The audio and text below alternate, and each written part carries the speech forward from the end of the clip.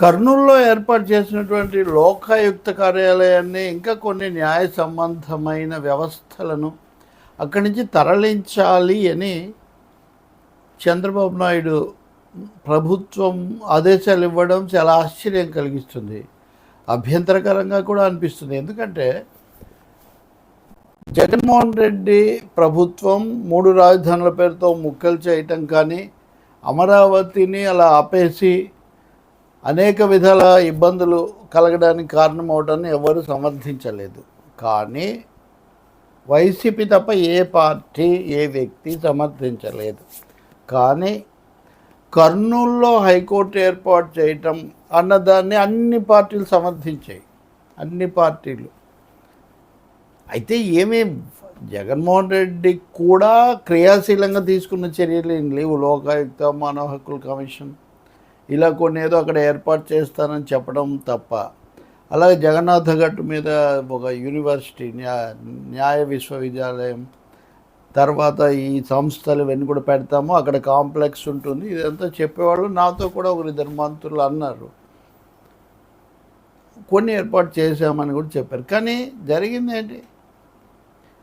High court అక్కడ పెట్టవచ్చు అని అంతకుముందు ఎప్పుడో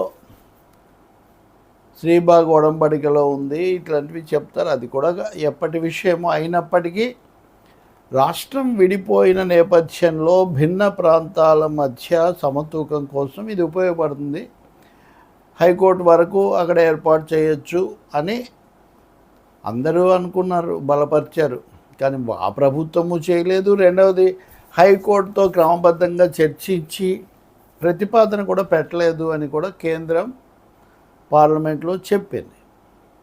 అయితే చంద్రబాబు నాయుడు లేదా లోకేష్ అప్పట్లో హైకోర్టు పెట్టాలి లేదా హైకోర్టు బెంచి పెట్టాలి అన్న పద్ధతిలో మాట్లాడారు.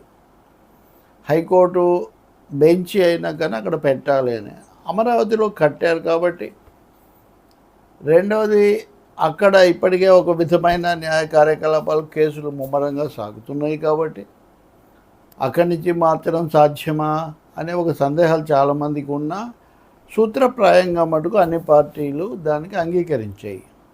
హైకోర్టు బెంచి ఏర్పాటు చేయాలని అనుకున్నప్పుడు లోకాయుక్త లేకపోతే మానవ హక్కుల కమిషన్ రాష్ట్ర కార్యాలయం పెట్టడానికి ఎవరికి అభ్యంతరం ఉండాల్సిన అవసరం లేదు. మరి ఇప్పుడు వాటిని అక్కడి నుంచి తరలించటం ఎందుకు? దీని ద్వారా ఇచ్చే సంకేతం ఎలా ఉంటుంది? భిన్న ప్రాంతాల మధ్య ఒక సమతూకం, సమతుల్యత, సమైక్యత కాపాడడం అవసరం కదా. మూడోది, ఇచ్చిన మాట.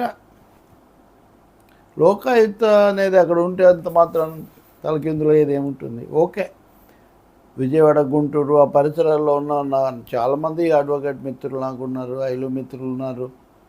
వాళ్ళ ఆలోచనలు వేరే ఉండొచ్చు, వాళ్ళు దీనికి కొంచెం ఇష్టంగా కూడా ఉండొచ్చు. అయినా కానీ పెట్టిన దాన్ని తీసుకొని రావటం, దానికోసం ఉత్తర్వులు ఇవ్వటం ఎటువంటి అభిప్రాయం కలిగిస్తుంది? ఇంకా ప్రాజెక్టులకు సంబంధించిన అంశాలు, ఉపాధి కల్పన, పెట్టుబడులు పెట్టడం, ఇలాంటివి ఇంకా చాలా, అవే పక్కన పెడదాం. కాబట్టి దీని మీద ఇప్పటికే కొన్ని పార్టీలు, కొన్ని సంస్థలు, కొంతమంది న్యాయవాద సంఘాలు అసంతృప్తి వెలిబుచ్చుతున్నాయి. అనవసరమైన ఇప్పుడు దాన్ని ఈ కందిరీగలు తుట్టను కదిలించినట్టుగా ఈ అంశాన్ని తిరగదొడటం బొత్తిగా అవసరం లేని వ్యవహారం అనే చెప్పాలి.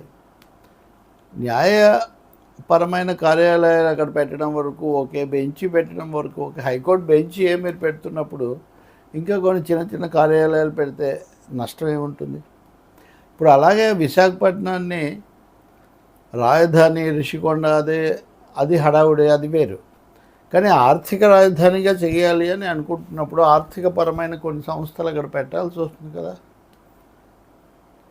మరి ఇది ఉండి అక్కడ పెట్టి ఇక్కడ పెట్టినవి తీసేస్తే ఎలాంటి సంకేతాలు వెళ్తాయి? ఇది ఒక ముఖ్యమైన అంశం. దీని గురించి పునరాలోచన చేయాల్సిన అవసరం చాలా ఉంది.